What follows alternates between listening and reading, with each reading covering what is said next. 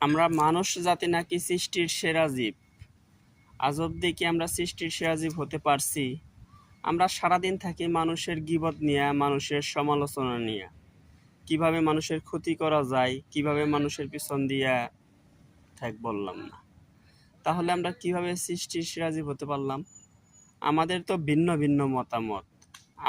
আমরা নিজে বিপদে পড়ি তখন বলি যে আল্লাহ পরীক্ষা নিতেছে, আর যখন অন্য বিপদে পড়ে তখন কি বলি যে এটা তার পাপের ফল।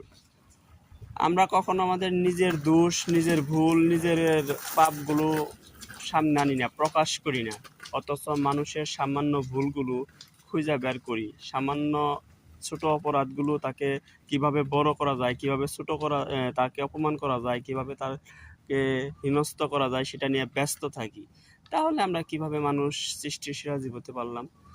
আমরা মানুষ হিসেবে একটা হিংস্র প্রাণীর চাইতেও ভয়ানক, কিন্তু আমরা কখনো প্রকাশ করি না। আল্লাহ আমাদের মানুষ বানাইছে, সেটা নিয়েই আমরা গর্ব করি, কিন্তু আমরা মানুষ হিসেবে যে কতটা জঘন্য এটা একমাত্র আমরা নিজেরাই জানি। হয়তো অনেকেই ভাববেন যেগুলো কি বলি, এটাই বাস্তব। আমরা মানুষ হিসেবে কিন্তু আমরা মানুষের যে দায়িত্ব, যে কর্তব্য, এটা কিন্তু সঠিকভাবে পালন করতে পারতেছি না। আমরা সবসময় মানুষ হয়ে মানুষের কীভাবে ছোটো করা যায়, মানুষ হয়ে মানুষের কীভাবে ক্ষতি করা যায় সেটা নিয়ে সবসময় ব্যস্ত থাকি। এটাই আমাদের আসল পরিচয়।